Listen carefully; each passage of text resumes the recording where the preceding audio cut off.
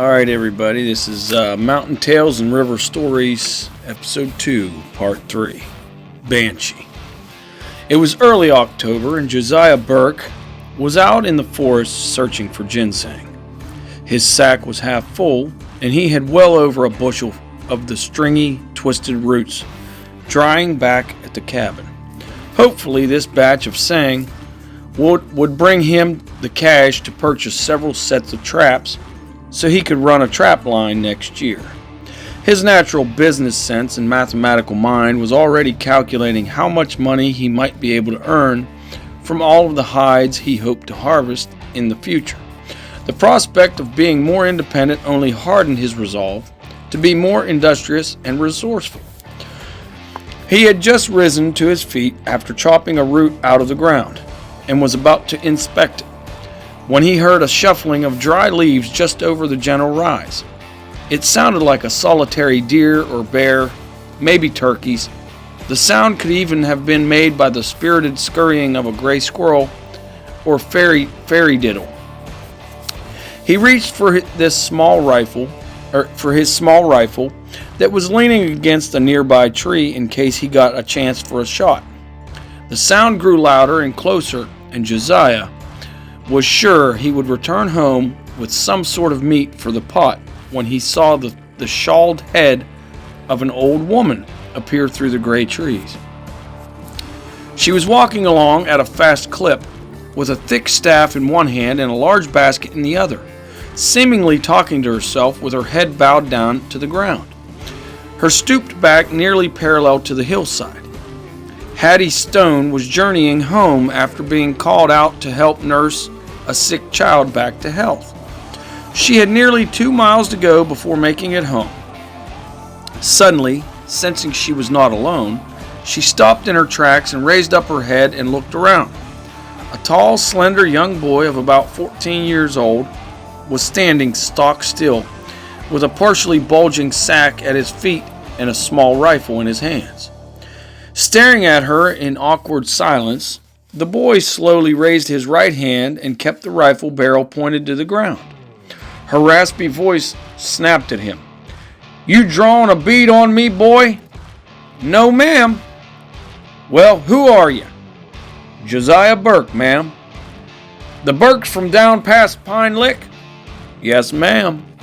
I doctored your father a time or two when he was a young'un, back before he moved down under the mountain." "Yes, ma'am. Would you be Miss Hattie from up on Deadfall?" "I am Hattie Stone." "So you've heard of me?"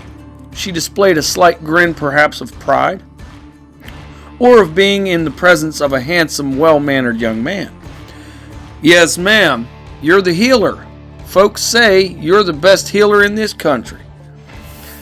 "I may not be pretty anymore, but I can heal, and that's what counts, I reckon. Are you digging for sang, young man?" "Yes, ma'am. I got my sack here, about half full, and I got more back at the house." "Would you be willing to sell me what sang you got this year?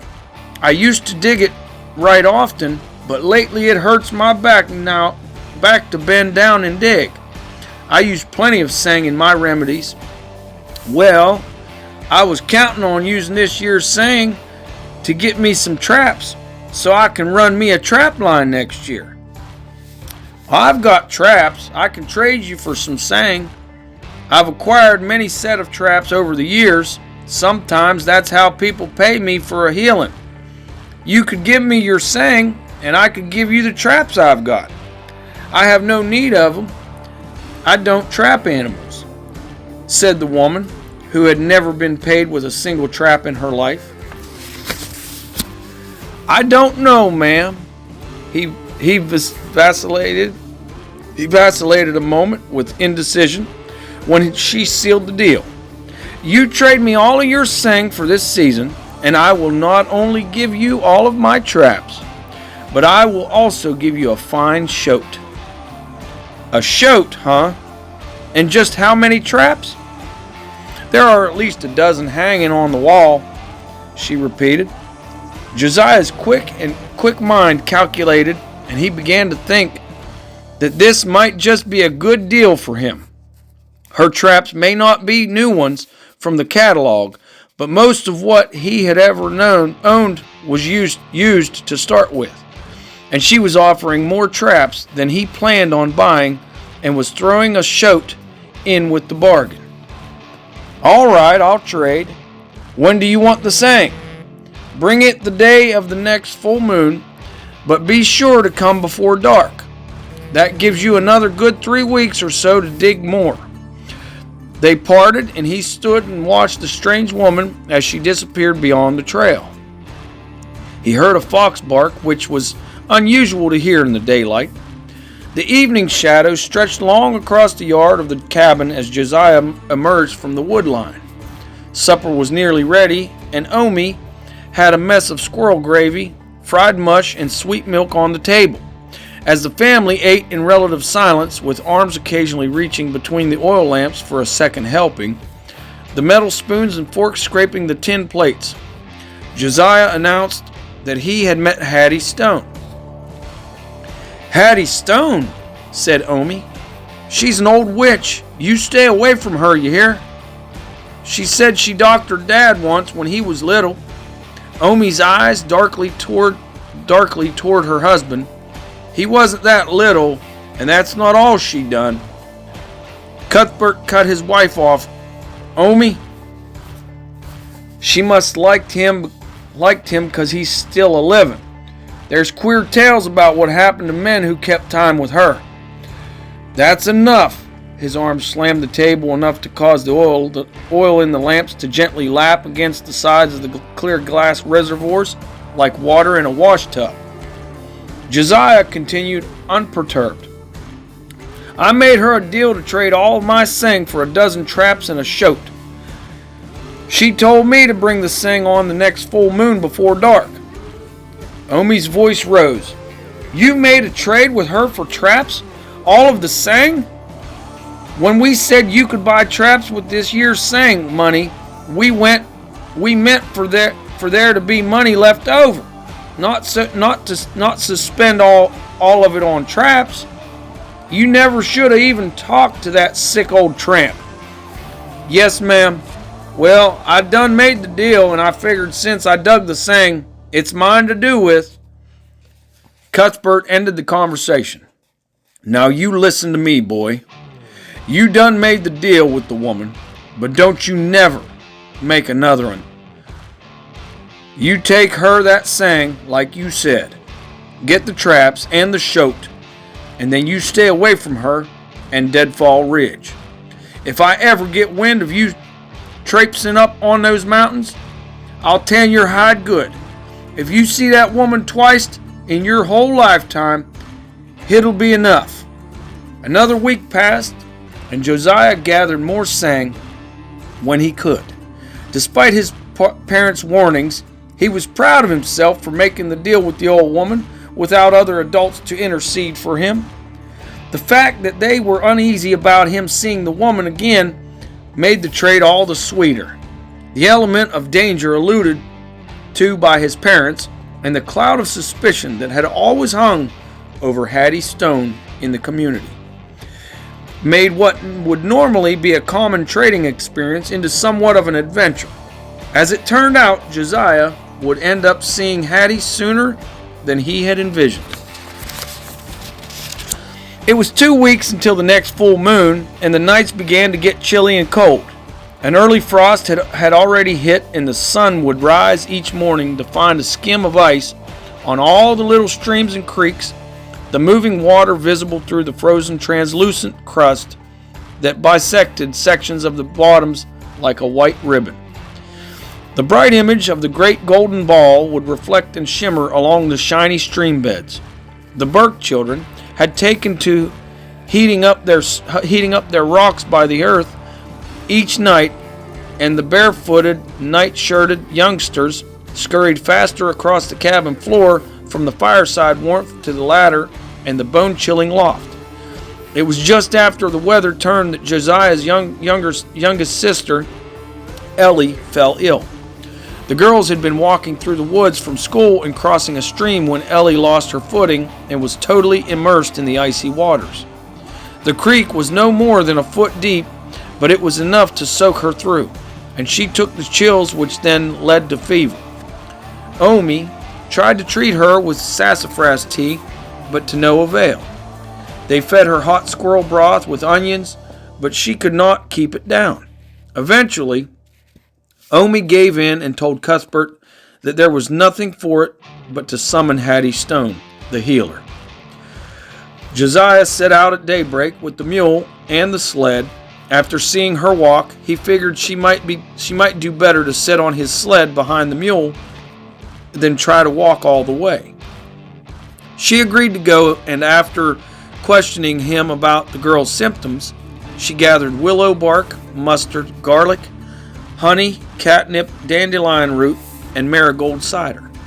With the herbs stored in a large white oak basket, she sat down on the sled and held onto the sides while Josiah draped a heavy quilt over her legs and torso. As soon as they arrived, Hattie set to work, examining the child, laying her open palms on each side of the girl's head and looking into her eyes. She started with a poultice of mustard, onions, and garlic, which she applied to the girl's chest to draw out the chill. Hattie then spooned her hot catnip tea with dandelion root and boiled willow bark to fight the fever. Lastly, she gave the girl several spoonfuls of moonshine laced with honey to help her sleep. Josiah gave up his straw tick for Hattie to sleep on that night before the fireplace, and took her home on the sled the next morning. Before she left, Hattie checked on Ellie and found that her fever had broken during the night and predicted a full recovery.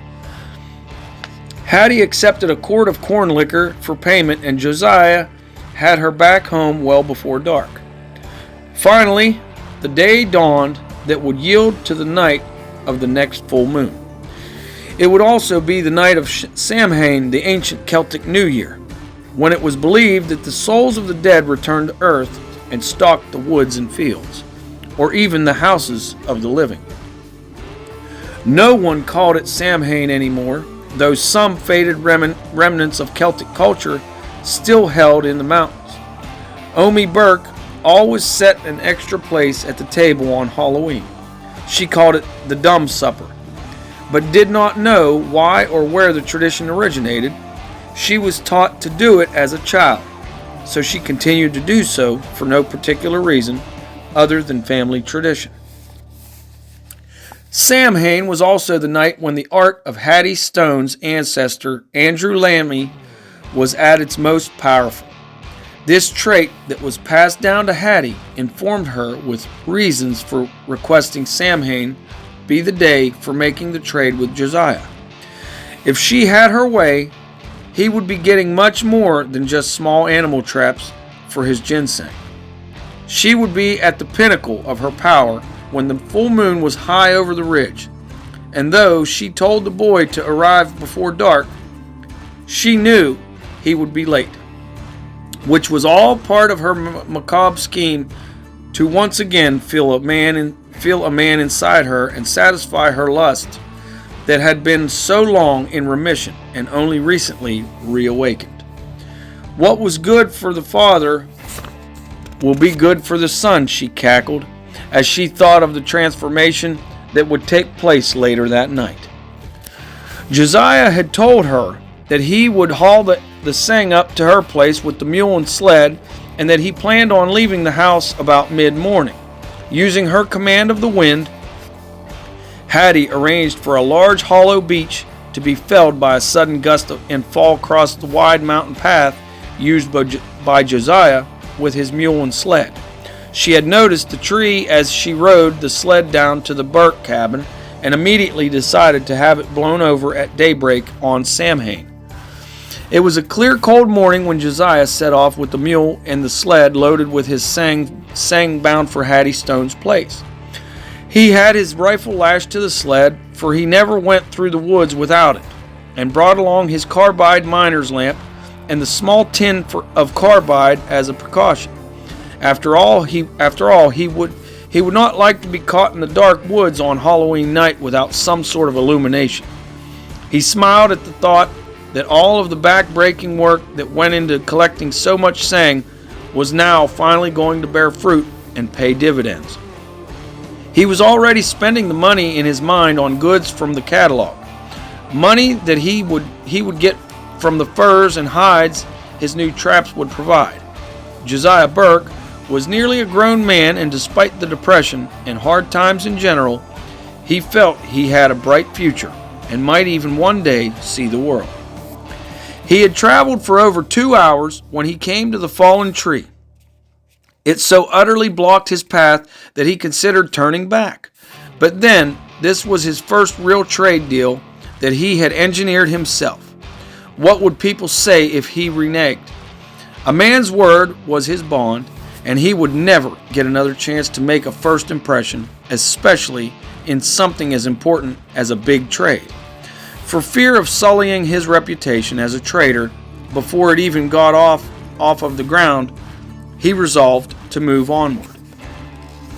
The tree was hollow and rotten, some of it soft and punky. After surveying the situation, he reached in his pocket and brought out a small plug of tobacco he had taken from his father's supply, shaved off a chew with his Barlow knife, and set to work. He was able to take a strong locust branch and use it as a pry bar to slowly move what parts of the tree he could just out of the path to pass by. It took some time to accomplish, and he remembered the old woman's orders regarding his arrival time. He might make it just at dusk, which should work. Besides, he had his carbide lamp if he had to trek home in the dark, something he had done many times before, though not such a long distance. Just as he approached the crest of the ridge, he found 2 other trees down in his path.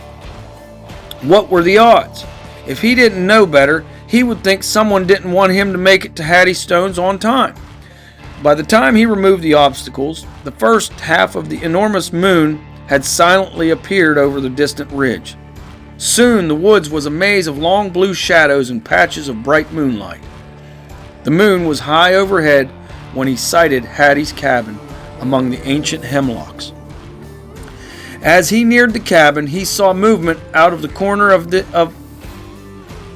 his eye and discerned a fox, its silky coat shimmering in the moon glow, its green eyes reflecting back at the light from the lamp wired to his cap. He halted the mule, and for an instant all was silent on the ridge.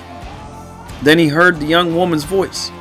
It was the voice of a woman singing, not the throaty old raspy voice of Hattie Stone, but a virile young female voice, and it caused him to listen closer. The ballad was old, and he had never heard it before. Oh, there was a lady, and a lady gay. Children she had 3. She sent them away to the north country to learn their gramarye. Josiah dismounted the mule and began to walk toward the cabin when a shaft of light emerged from the shadowed walls as the door was opened. He saw the silhouette of a mesmerizingly beautiful, mysterious woman in the doorway. She was wearing a white gown that was very transparent in the backlit doorway. The shape and outline of her hips, thighs, and bust left little to his imagination. Her lack of underclothing both excited and disturbed him at the same time. Who was this woman? Then she spoke his name. Hello, Josiah. I've been waiting for you. You have? Where's Hattie? Oh, Hattie's here. She just stepped out for a bit. She asked me to keep you company until she comes back. Why don't you come in? It's so cold outside, and we always set an extra place at the table on Halloween. His breath rose in great puffs and reflected the light from his miner's lamp back at him, making the woman look even more mysterious. He walked closer and saw that she could not have been more than 19 or 20, with blue eyes and a wreath of goldenrod in her dark hair. As she smiled and beckoned him, her white teeth seemed to glow in the moonlight. She walked to meet him just outside of the door. She gently took his right hand in her left and ran her right hand along the front of his overalls, feverishly feeling between his thighs for his yet untested manhood. Her eyes began to hypnotize him, and he felt himself gradually falling under her spell. He did not remember entering the cabin, but he awoke hours later, lying on his back on the floor before the earth, the young woman standing over him, smiling like the devil, her naked form shining in the firelight. Then as he looked up at her, his eyes began to trick him, or so he thought, as the flames of the roaring fire flickered and darted, casting shadows across the tiny room. He noticed that her appearance began to change with the rhythm of the flame. 1 second she was young and succulent, then for just a second she would appear an old hag. Then with the whip and snap of the flames, a young woman again. 1 second a beautiful woman with firm breasts and lily-white skin and fine white teeth. The next instant a toothless old crone with flat dead breasts and the demon-like skin of a used-up creature of darkness. As he came to his senses, Josiah began to realize where he was again and what had brought him. He slowly rose to his feet, naked to the ankles, where his overalls clung to his feet.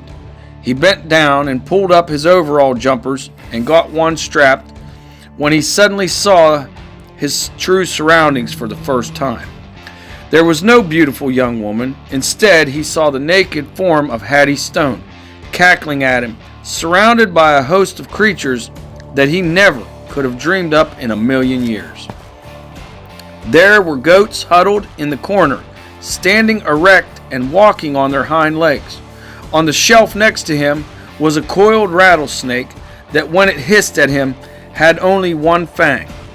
Dirty pigs grunted and rutted under the table, and several foxes stared down at him from the half loft overhead, their green eyes sparkling in the firelight with an almost human vitality. He thought his heart was going to thump out of his chest. His ears pounded as his heart raced to a fever pitch, and he found himself nearly paralyzed with fear.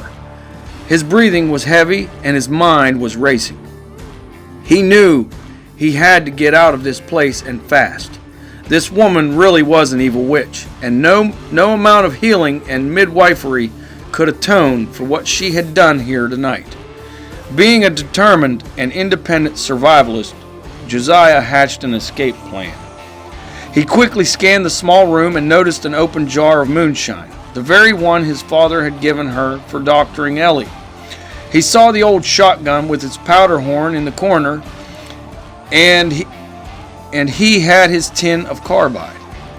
He slowly slid his hand in his pocket and drew out the little round tin of carbide, unscrewed the lid, and quickly lobbed a long gob of tobacco spit into the mixture.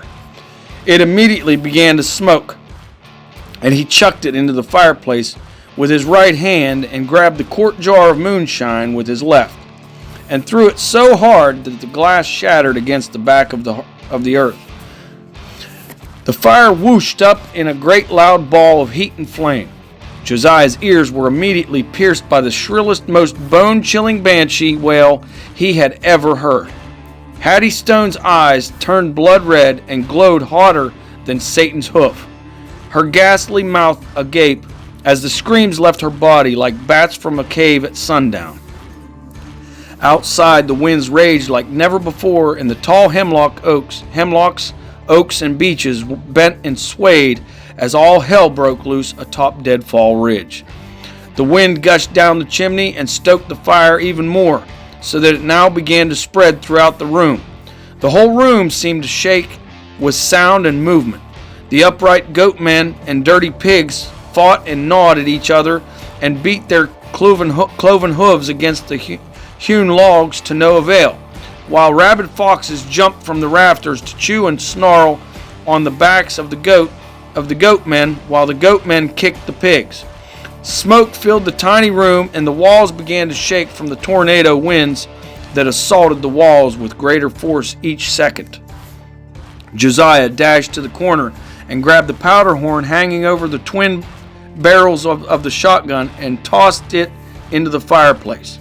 The back of the chimney blew out and gave way from the ensuing explosion, causing the blizzard winds to enter the cabin and fuel the fire even more. The concussion from the explosion threw the room's occupants against the far wall and onto the floor. Josiah found himself deaf for a few seconds, and then his hearing returned in muffled spurts. Blood trickled out of his ears and down his neck. He went from hearing a dull hum to hearing the banshee's scream wail of Hattie Stone as her body burned before the earth. Then she tilted her head back and let out an even louder wail that conjured the four winds, which whipped into the cabin in such a violent frenzy that her burning body seemed to draw the wind into it and ignite itself in one last burst of fire and fury. Josiah clung to the walls as the winds whipped through the cabin with such force that the mud chinking began to loosen and crumble to dry dust. He made his way to the door, but it was blocked by a dead hog, killed by flying sandstone from the exploding fireplace. His hand retrieved and opened his Barlow knife, and he slashed the thick leather hinges that were nailed to the door with rose head nails. The door fell inward and rested at an angle across the dead hog. Josiah stepped across the threshold and into the hemlock clearing as the first hint of dawn began to mark the far ridge just opposite of the setting moon. From the cabin came one final scream that echoed across the ridgelines like ripples on a still pond, just before the entire structure collapsed into a mass of char and soot, and then to fine dust that began to blow away with the abating tempest. The winds died as the charred remains of Hattie Stone, the banshee of Deadfall Ridge, blew unto the four corners of the earth and screamed no more. By the time the last remnants of Hattie Stone and her cabin were whisked away in the chilly winds that blew across the ridgeline, Josiah was fast asleep beneath the trunk of one of the towering hemlocks that had once shaded the yard of the cabin. The moon set, allowing the morning sunshine a purgative effect on the ridge, scouring it of the heretofore ever-present shadow of evil that had permeated the mountain for so long.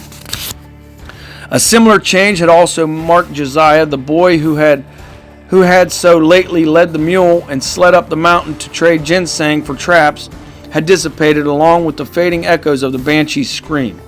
As he slowly held a trunk of the hemlock for balance and painfully rose to his feet, he knew he was no longer the same. He felt older and wizened more than his years should have allowed. He began to wonder how he would relate the night's proceedings to his parents. After some thought, he judged it would be best to just get home first and worry about his reception later. There would be plenty of time to think along the trail. He had hobbled along down the path for a short distance when he heard a faint gunshot down below. His pace quickened at the prospect of meeting someone who might help him, someone who did not want to kill him. Before noon, he had met his father and one of his younger brothers, and his heart leaped with joy to see them. His joy paled somewhat when he noticed his brother holding the reins of the mule, still leading the sled, the sacks of seng and his rifle still in tow. They had come to find him, and he knew his hour of reckoning was at hand. Without a word of greeting, Cuthbert handed the shotgun off to the younger boy and placed his hands on Josiah's shoulders and looked into his eyes. "We found the sled pert near to the creek. We knowed something was wrong. What happened, boy?" Josiah, in his newfound skin, held his head up and looked steadily into his father's eyes. "I didn't get the traps or the shoat. Hattie's dead. We won't see her again." His voice was steady, or at least he hoped it was, that it did not quiver or shake. Cuthbert gently nodded, and Josiah could see sympathy and understanding in his father's eyes, the eyes of another who had once survived a night with Hattie Stone. For the first time, Josiah sensed that his father was acknowledging him as a man and not as a boy. What his mother would say was another thing, but he would face it. Noticing the charred overalls, soot and blood on the boy's face, Cuthbert led Josiah to the sled and laid him down on the sacks of ginseng and headed the mule for home. Well, y'all, that will be the end of part 3 of the Banshee of Deadfall. I hope you all like this.